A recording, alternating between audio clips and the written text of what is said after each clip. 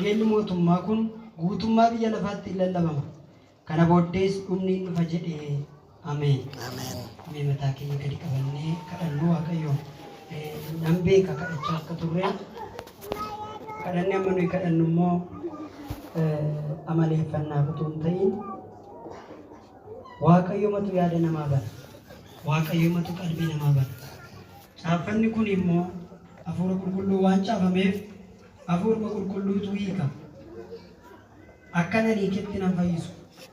Akka namni biraa hiikkatetti san fayyisu. Akka yaada Waaqayyootti garuu nu fayyisa. Ameen.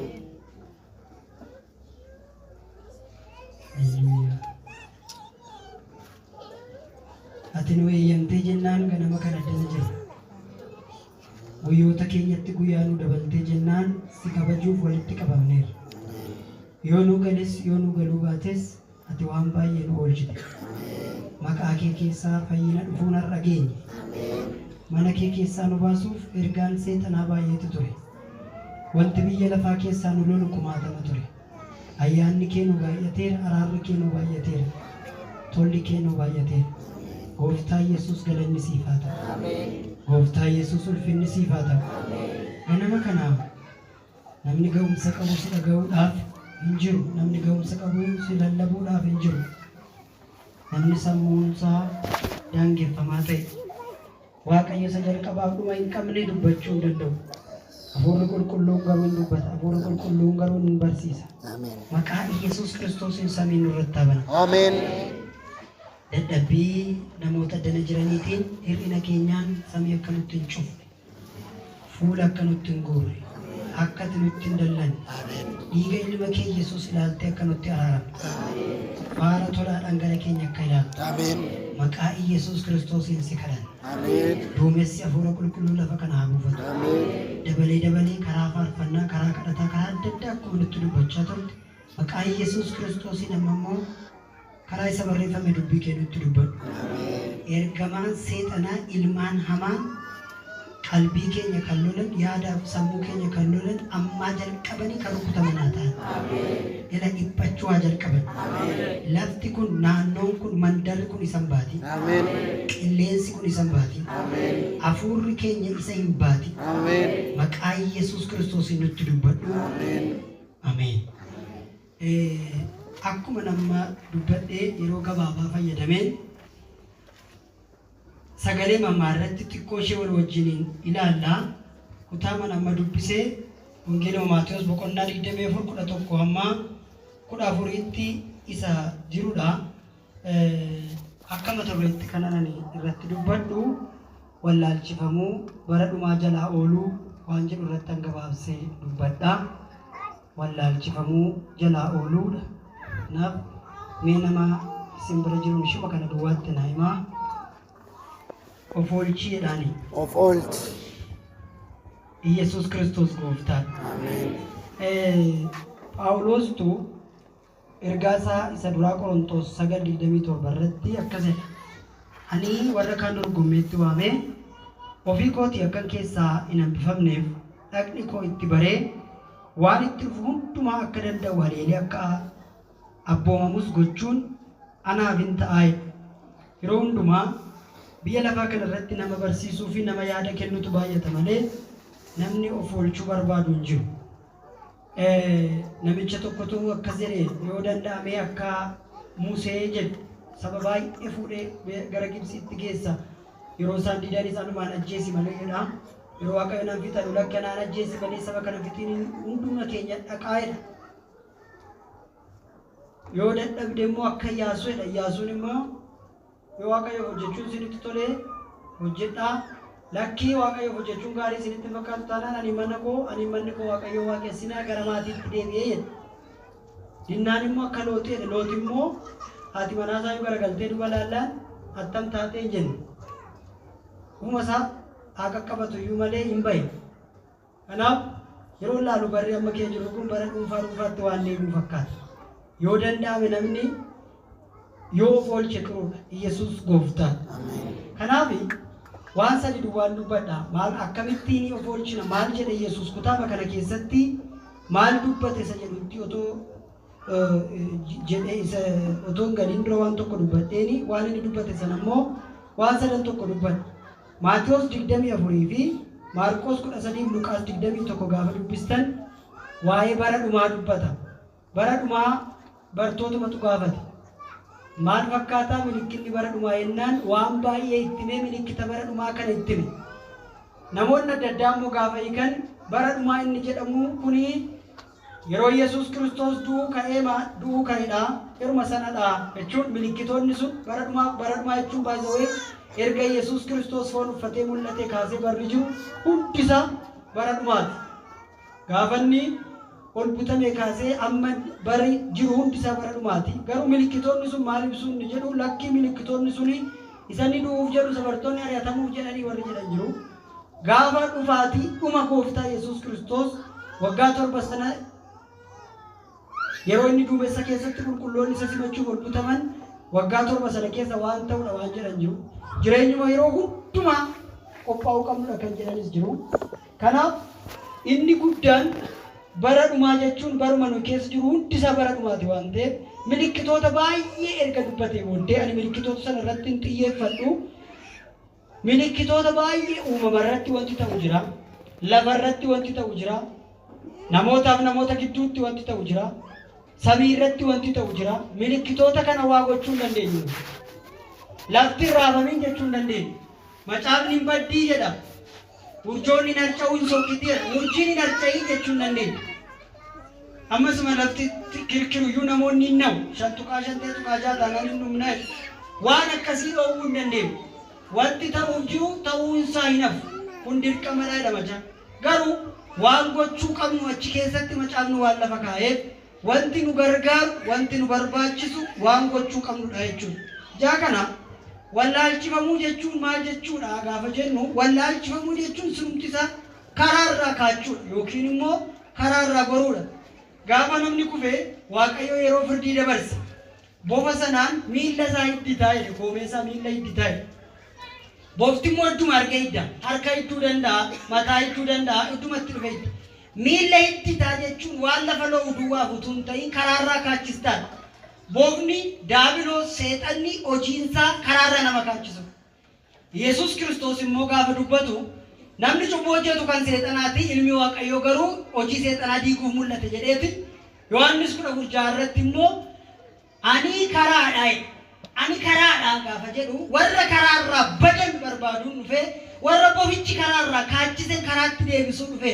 Ijaa kana rakkoon iddoo jireenyaa utuu hin ta'in karaarra jirudha. Rakkoon waan nu keessa jiru utuu hin ta'in karaa nu irra jiru.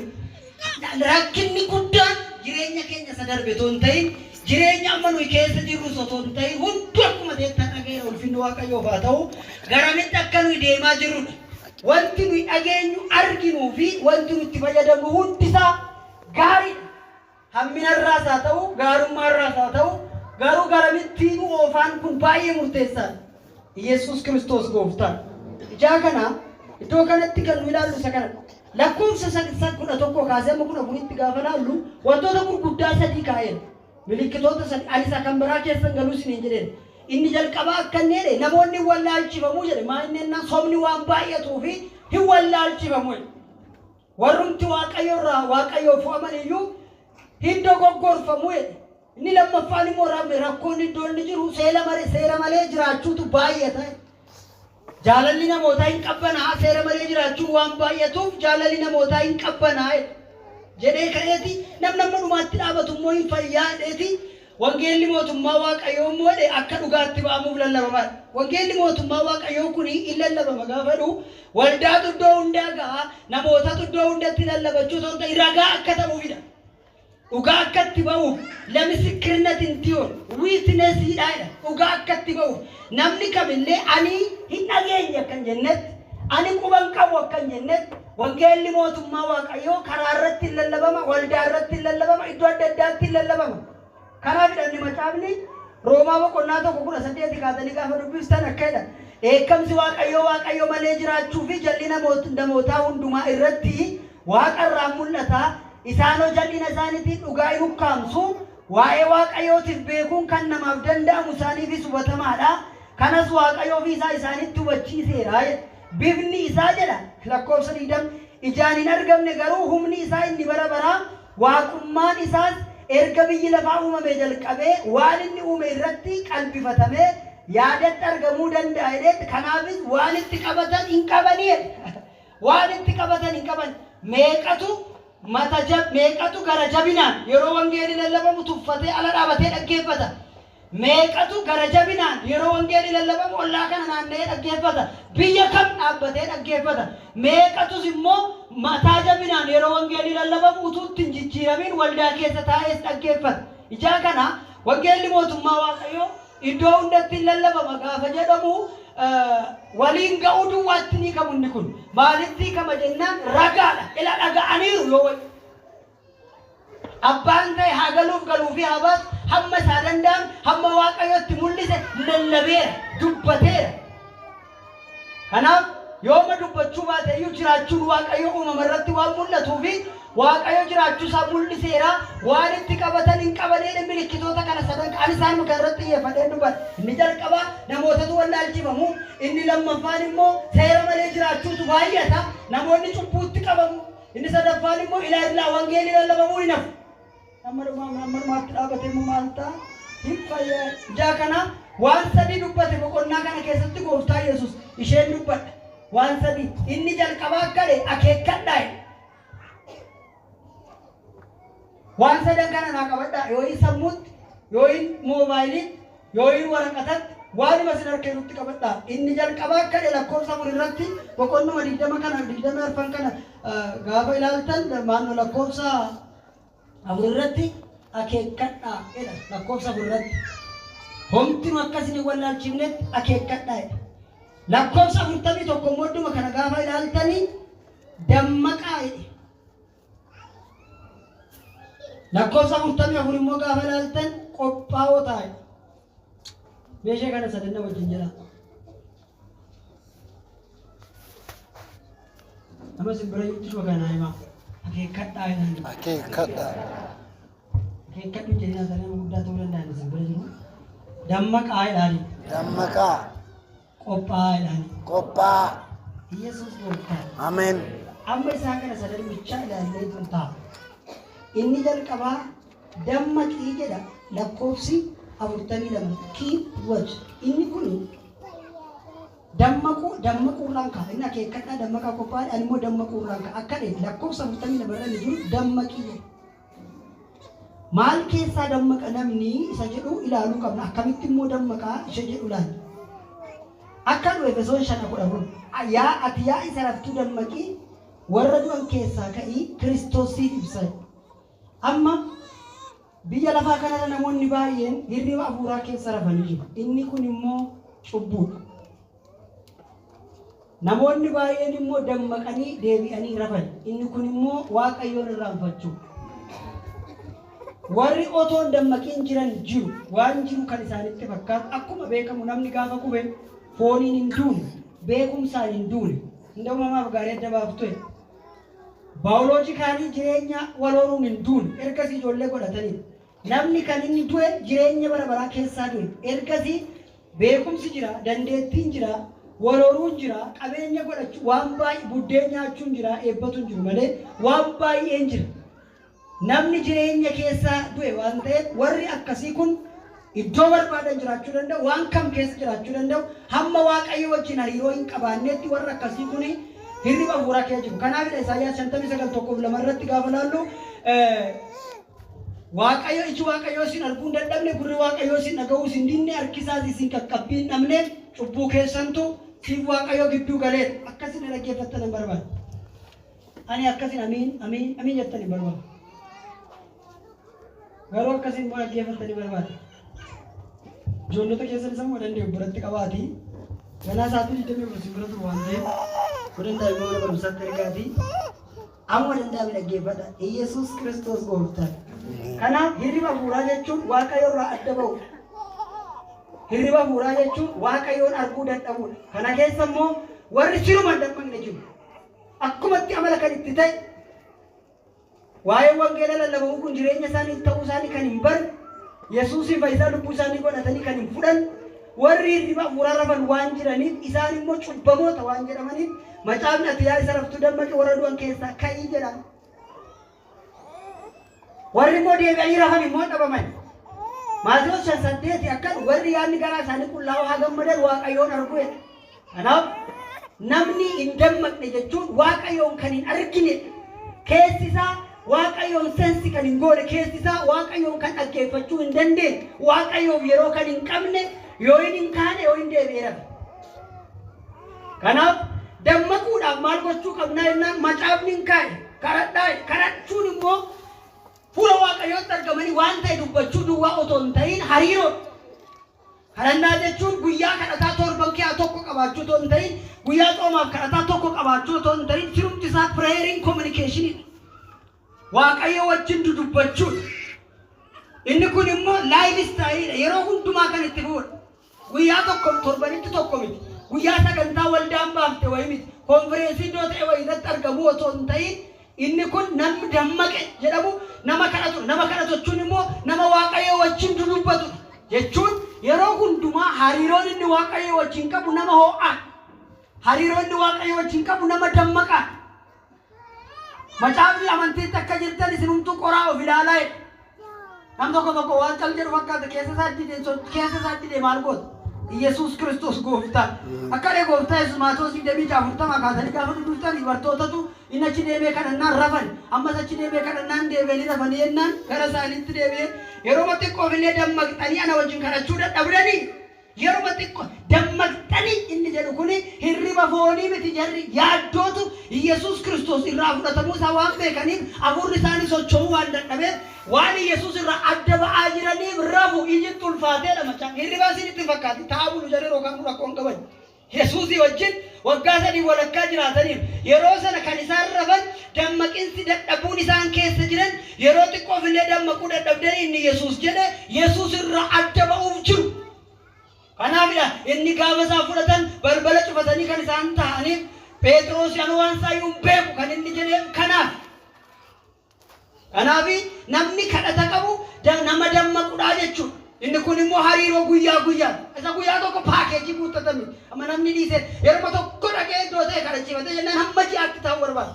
Iddoo ta'e dhaqaa bishaan sammitataa waan ta'e sammitataa mana kaawwataa hamma ji'aatti achiin immoo. Paakeejiin immoo ta'ee irra malee kadhata keessa jiru. Yesuus gooftaa. Ameen. Hallelujah. Ameen. Kanaaf inni tokkoffaa macaafni maal jedhaa dammaqii jedha.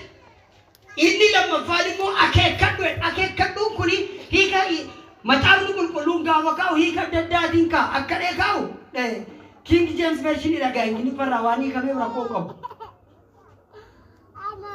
King James version akkanu hubadhuutti hiika. Take heed yookiin immoo hubadhuutti hiika. Inni IV'n immoo ilaalladhuu jedha watch out jedha. Inni kan Ameerikaa immoo akkanu of eeggadhu jedha be careful jedha. Amma inni akeekkadhu jedhu kun hubadhu ilaalladhu of eeggadhu of keessaa qaba.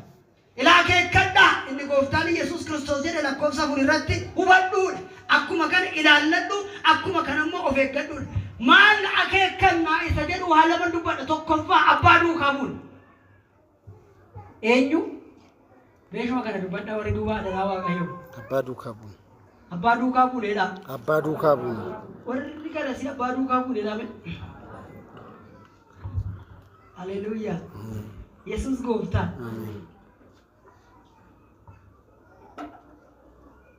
Gooftaan Yesus wangeela Maatewos boqonnaa 16 lakkoofsa 13 irratti namoonni eenyu naan jedhu kan inni jedhe waa'ee keenya maal dubbatu otoo hin ta'in sammuu bartootaa keessa Yesus eenyu akka ta'e waan hin jirreef.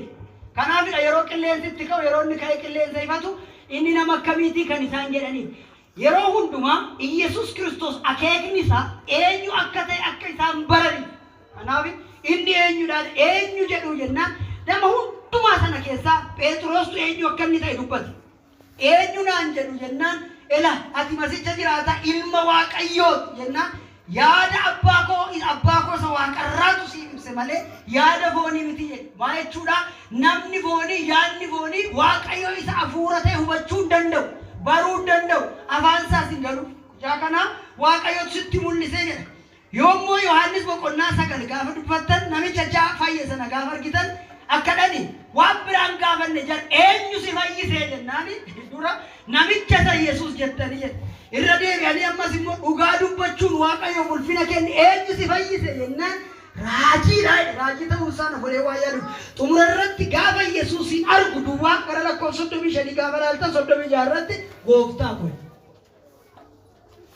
Yesuusin bare namichi yeroo Yesuus isaa fayyisu inni amma dhaqee Shiloamitti dhiqatutti yeroo inni dhiqatee deemu Yesuus achi jiru waan ta'eef ijaan argine waan ta'eef eenyudha jarri immoo eenyummaa Yesuus galuu waan barbaadaniif gooftummaa Yesuus galuu waan barbaadaniif eenyu si fayyise jennaan namichi wallaan namicha isa waamtan isaa kan keessan isa Yesuus jettanii irra deebi'ee immoo eenyutu si fayyise jennaan raajiidha.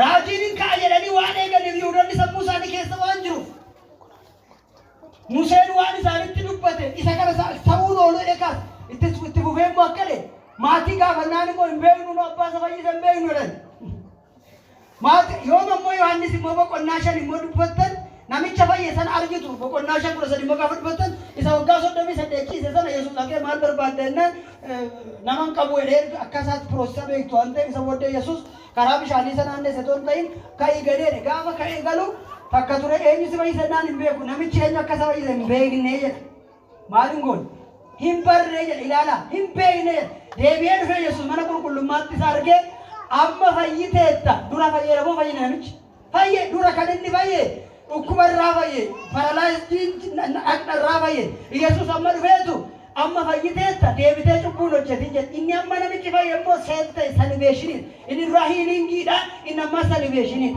Waaqayyo dhibee irraa fayyisa duwwaa otoo hin ta'in cubbuu irraa fayyisa amin jedhaa saka ameen Yesuus gooftaa ila dhibee irraa fayyuuni utuu Yesuus hin argin hin danda'ama hin barre namichi dhibee irraa fayyeera garuu Yesuus hin argine deebi'ee garri gaafannaan hin beeku hin beeknes ijaan argeera moo nagan argeera Yesuus tu kai deeme jedheen inni nama waan baay'ee asaariin amma isaa dhumaa iji isaa gaafa balamu mana qulqullummaa keessatti gooftaa koo jedhe isa booddee Yesuus Kiristoos akka eegan isa bare amma fayyiteetta dura fayyeera namichi galoonitti amma garuu maal taateet fayyiteetta erga siree isaa baattatee mana hangaatee deebi'ee erga uummatatti dabalamee amma fayyiteetta inni sun salveeshiniidha jireenya bara baraati Yesuus gooftaa ijaa kana yeroo hundumaa wallaalchisuun eessaa dhufa jennaan karaarraa kaachisuudhaan deema masiihonni baay'een baay'atanii bara Yesuus Kiristoos inni biyya lafaarra tures masiihonni baay'een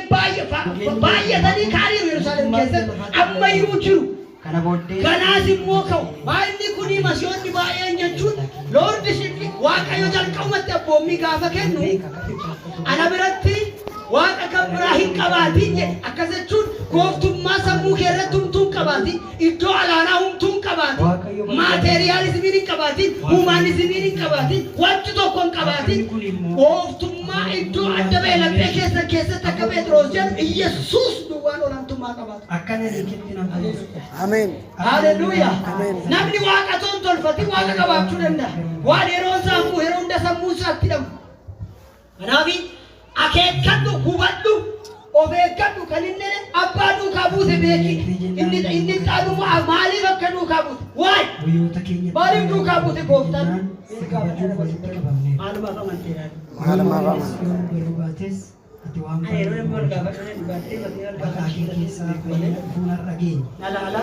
mana kee keessaa nu baasuuf ergaan seetanaa baay'eetu ture wanti biyya lafaa keessaa nama ayyaanni kee nu baay'ateera araarri kee nu baay'ateera tolli kee nu baay'ateera gooftaa Yesuus galanni siif haa ta'u gooftaa Yesuus ulfinni siif haa ta'u ganama kanaaf wangeela Yohaannis namni ga'umsa qabu dhaga'uudhaaf hin jiru namni ga'umsa qabu yeroo Yesuus galaanarra teessan karaa bira naanna'anii daangeffamaa ta'e yoo mas geessee jennaan baga nagaa hin qabne dubbachuu hin danda'u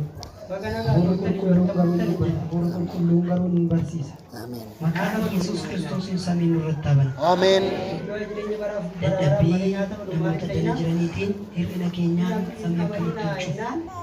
fuula akka nutti hin goone akkati nutti hin dallan dhiiga ilma kee Yesuus ilaaltee akka nutti araaramu baanota dhangala keenya akka ilaalu maqaa Yesuus Kiristoosiin duumessi hafuura qulqulluu lafa kana haa bu'u dabalee karaa faarfannaa karaa adda addaa akkuma nutti dubbachaa ta'u Lakkoon lamatu warra lallaba rakkisaa jira. Maayilii sababiinaan dubbii kennutti dubbatu. yeroo baay'ee lallabni hamaan qalbii qabeenya waan ta'eef namni qabeenya qaba waan ta'eef ammaa jalqabanii kan rukutaman ta'an. Inni kaan immoo achuu jalqaban. du'ee badee lafti kun naannoon kun mandarri kun isan baati. namni qilleensi kun isan yeroo baati. guddaa dura soomu. Hafuurri keenya isan baati. Maqaa Yesuus Kiristoos irratti dubbatu. Ameen.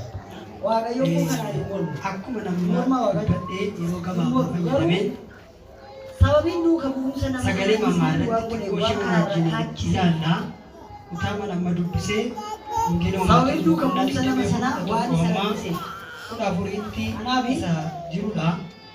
sinuu deemuu barbaaddu yennaan kana irratti sidiimnee eessa dhannaa wallaalchifamuu bara dhumaa jalaa dubbii waa'ee jireenya bara baraa nama barsiisu situ qaba.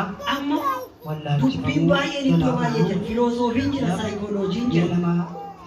Waan baay'een biyya lafaa kanarra jira. Dubbiin waa'ee jireenya bara baraa garuu Yesuus duwwaa.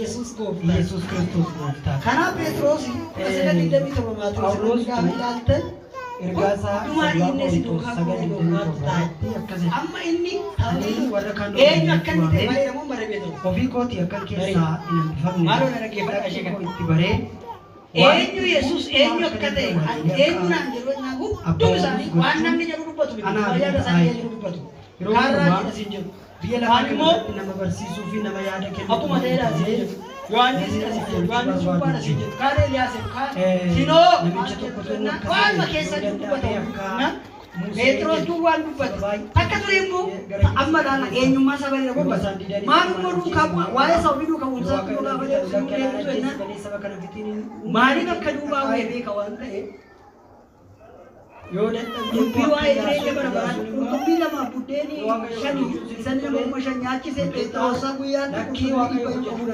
rakkoo qurxummii qaban rakkoo qurxummii qaban isaan amma barbaade qabuu danda'u baay'isuun barbaachisu kanaaf kee ammaa waan maaliif akka duubaa bu'e waan beekuuf dubbii waa'ee jireenya bara baraa nama barsiisu masaa keessaa qaqqabatu iyyuu malee hin bahe takka turee garuu yeroo laalaa amma kee jiru dumaadii keessi duukaa buune maal arganna taayitaa innaa maatos yoo deebiin Yesuus Kiristoos jireenya bara bara kanaaf waan sadi duwwaan dubbadha maal akkamitti jireenya bara bara maal jedhe yeroo deebiin keessatti wajjin teessoo maal lafarra teessanii baraddoe lafarratti godachaa dhibba jedhee isa waan hundumaa dhiistanii na duukaa buutan waan inni immoo uummata waan sadaraasu wangeela lallabuudha maatiyoos karaa jireenya bara deebiin Yesuus Kiristoos jireenya bara bara kanaaf dubbistan abbaan bara dhumaa dubbata bara dhumaa sababiin duukaa buuneef immoo waa'ee jireenya maal fakkaataa milikinni bara dhumaa Yesuus waan baay'ee ittimee milikita dhumaa kana ittime kanaaf namoonni adda addaa gaafa dhiigan bara dhumaa jedhamu kuni qophaa'e yeroo Yesuus Kiristoos nama waanuma sanadha jechuun milikitoonni sun bara dhumaa qorachuudhaan erga Yesuus Kiristoos foon uffatee mul'ate kaasee barri jiru hundisaa bara dhumaas itti aananii ol butamee kaasee barri jiru hundisaa bara dhumaati garuu milikitoonni maal ibsuu inni jedhu lakkii milikitoonni qophaa'ee jedha lakkoofsanii qophaa'oo ta'a inni gaafa dhufaa karaa nama gooftaa Yesuus hojii keenya waggaa 7 sana lammaffaan wangeela lallabu yeroo inni dubbisa keessatti qulqulloofnee gooftaa eeguu isaan waggaa 7 sana keessa waan ta'u waan jedhan jiru in keessa yeroo hundumaa ibsaan keessatti ifaa ta'u dalaguuf kanaaf inni guddaan bara dhumaa jechuun baruma nu keessa jiru hundi isaa bara dhumaa waan ta'eef milikitoota baay'ee eeggatan fakkaatee ani milikitoota sana irratti hin xiyyeeffadhu inni kun maa inni jennaan milikitoota baay'ee uumamaa wanti ta'u jira lafa irratti wanti ta'u jira isin ifa biyya lafaati namootaaf namoota gidduu ibsaan qabsiifamee kuuboo jala samii irratti wanti ta'u jira milikitoota kana waa gochuu dandeenyu namoonni lafti raafamanii dhaqan dandeenyu abbaa keessanii macaafni maddii jedha hojiin keessan hundi narcha'uu sokkitee hundi narcha'ii jechuun dandeenyu ammasuma lafti yaa'iyyuu namoonni hin namu amantiin hojii gaarii waan akkasii dhoowwuu hin dandeenyu wanti ta'uu jiru ta'uu isaa hin hafu yooma dirqama garuu waan gochuu qabnu achi keessatti macaafnu waan lama ta'eef wanti nu gargaaru wanti nu barbaachisu waan gochuu qabnu jaa kana wallaalchifamuu jechuun maal jechuudha gaafa jennu wallaalchifamuu jechuun sumtisaa karaarraa karaarraa godhuudha gaafa namni dhufe waaqayyo yeroo firdii dabarse gaafa sanaan miila isaa ibsitaa jechuudha bofti qortuma harka idduu danda'a mataa idduu danda'a akkasuma miila ibsitaa jechuun waan lafa nan duwwaa utuun ta'in karaarraa kaachistaa bofni daabiloon seexanni hojiinsaa karaarra nama kaachisu Yesuus Kiristoos immoo gaafa dubbatu namni tokko hojjetu kan seexanaatti ilmi waaqayyoo garuu hojii seexanaa diiguuf Yohaannis 14 irratti immoo ani karaadha warra karaarraa bacaqaa hojii dhufe warra bofichi karaarraa kaachisen karaatti deebisuuf akka qophoofnuuf rakkoon iddoo jireenyaa otoo hin ta'in karaarra jiru rakkoon waan nu keessa jiru otoo hin ta'in karaarra jiru rakkinni guddaan jireenya keessa darbe otoo hin ta'in jireenya warra keessa jiru otoo hin ta'in akka nama kophee kaa'ee garamitti akka nuyi deemaa jirruudhaaf qophaa'e wanti nuyi dhageenyu arginu wanti nutti fayyadamu hundisaa inni balleessu tokko jira. Inni sararraa haa ta'u gaarummaarraa haa ta'u hundumaa yeroo garamee jireenyi keenya faamata baay'ee murteessaa waaqayyo kan Kiristoos gooftaa barichaa kana miti barri gaarii miti barri isaa hamaadha kan wanti tokko kaasee waan hin oolleef yeroo hundumaa wantoota gurguddaa sadii kaa'e mee warri amantaa daldalaa kan biraa keessa galus ni jedheen inni jalqabaa kan jedhe namoonni wallaalchifamuu jedhe maa inni hojiin waan baay'ee hin wallaalchifamu hojii barbaadu hojii waaqayyoo fo'amaniyyuu iddoo barbaanne iddoo goggoorfanaafidha Phaawulos ni lammaffaa mana mootummaa seera iddoo raadaatti baay'atu galaana keessatti jaalalli namoota hin qabbanaa tooraan kan hin daangu haalaaleen namoota hin qabbanaa kan hin daangu jedhee ka'eeti namni dhumaatti hin fayyaa jaakana wangeelli mootummaa waaqayyoo akka dhugaatti ba'amuuf lallabaa wangeelli mootummaa waaqayyoo akeekkachuu qaba waldaa iddoo hundaa akkuma kana namoota iddoo hundatti ragaa akka ta'uu keenya duwwaa otoo hin ta'in dhugaa akka ta'u namni sikkirnatiin wiitneesiidhaa dhugaa akkatti ba'u namni kamillee ani hin dhageenye simatamne gooftaa Yesuus nuuf dhufte wangeelli mootummaa waaqayyoo warra wangeelli mootummaa waaqayyoo lallabanis iddoo adda addaatti bishaanota biyya adda addaa wangeela keessatti gaafa laaltan namichi jireenya keessaa bisaan hin ajjeesu Yesuus Kiristoos jireenya fidee isaanii wajjin warri wangeela dhugaa lallabanis isaan jireenya fudhanii fidhamu isaan ajjeesu ashawaa keessatti kan dhuman bineensaan kan nyaataman iddoo adda addaatti kan dhuman lakkoofsan qaba jireenyi arganne kun nama bira haa ga'udha ibsaan arganne kun nama bira haa ga'udha ijaarri arganne kun nama bira haa ga'udha waan isaan haalli biyyattii afaan nama tuutoo hin ta'in haalli jechuun illee afaan nama tuutoo hin ta'in Yesuus Kiristoos hin lallabama namni waan itti qabatan hin qabaniif maaloo iyyaatti Yesuus hin lallabamedha meeqatu irra deebi'aa Yesuus hin lallabamedha yeroo wangeelli lallabame ijaa kana ergatee yeroo walitti qabu meeqatu gara jabinaan yeroo wallaalchifamuu baadhumaa kana jalaa ooluudhaaf biyya kam dhaabbatee dhaggeeffata soofni meeqatu waan baay'ataa jabinaan yeroo lallabamuu qabdu namni jaaban ijaa kana wangeelli mootummaa walitti waliin ga'uu duwwaatti ni qabu inni kun maalitti qaba jennaan ragaadha ila dhaga'aniiru iji isaa xuruutti hin banamu abbaan ta'e haa galuu ija isaa hamma isaa danda'amu hamma waaqayyo keenyaa maqaan dhabeera dubbatee mootummaa sammuu keenya bara kanaaf dammaquu namni cubbuun jiraachuu waaqayyo namni haala danda'atuuf waaqayyo jiraachuu isaa mul'iseera waan itti qabate akeekkachiin milikiitoota kan isaan maaliif akka duukamu namoota wallaalchifamu inni lammaffaan immoo seera malee jiraachuu baay'ata namoonni cubbuutti qabamu inni sadaffaan immoo ilaallaa wangeelli lallabamuu hin hafu meenaan oola jedha irra deebi'aa nan oola jedha ani kana waan sadii dubbate boqonnaa kana keessatti isheen waan sadii inni jalqabaa akkadhe akeekkadhaa kadhannu waan sadan kana naa qabadhaa yoo hin sammuutti yoo hin moobaayilii yoo hin waraqatan waan masina kennuu qabadhaa inni jalqabaa akkadhe lakkoofsa irratti boqonnuma 20 kana 24 kana gaafa ilaaltan lakkoofsa irratti akeekkadhaa jedha lakkoofsa afurratti. Homtinu akkasini wallaalchifnetti akeekkadhaa jedha. Lakkoofsa 41 moodduma kana gaafa ilaaltanii dammaqaa jedhe. Lakkoofsa 44 immoo gaafa ilaaltan qophaa'oo taa'e. Meeshee kana sadanna wajjin jira. Nama simbira yuutti shoganaa himaa. Akeekkadhaa jedhan. Akeekkadhaa.